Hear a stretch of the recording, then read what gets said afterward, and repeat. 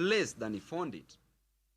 Tusalie hapa kaunti namba 47 ambapo Rais Ruto na gavana wa Nairobi Johnson Sakaja wamezuru eneo la Lakisama siku moja baada ya serikali ya kaunti na serikali kuu kutangaza mustakabali wa kushirikiana katika sekta 4 za maendeleo ikiwemo kusafishwa kwa mto Nairobi.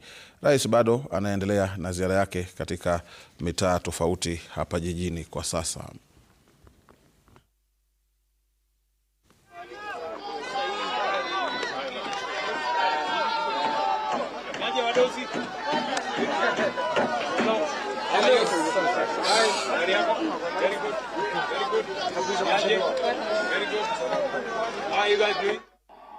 Wangapi wamesema kaunti na serikali kuu ishirikiane, tufanye kazi pamoja, tuongeze mabarabara, masoko na Nairobi ipate chapa zaidi kuwafanyia nyinyi kazi.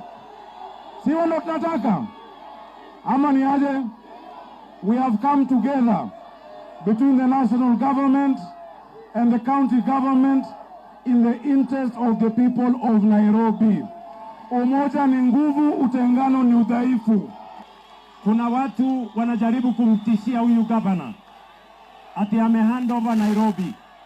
Mimi nataka niwaambie bwana, hakuna Nairobi imekuwa handed over.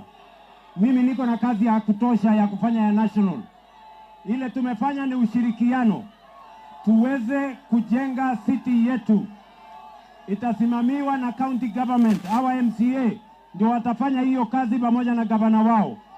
Mimi kazi yangu ni kuwasaidia ndio tuhakikishe Nairobi inatembea. Kule kwengine wanabadilisha miji yao. Nairobi lazima ibadilike iwe na standard ya juu ndio tushinde zile zingine. Mnataka Addis Ababa itushinde? Mnataka Lusaka itushinde? Mnataka Kampala itushinde? Mnataka nani wawe mbele? Nairobi! Nairobi hoye! Kenya hoye! Ruto hoye!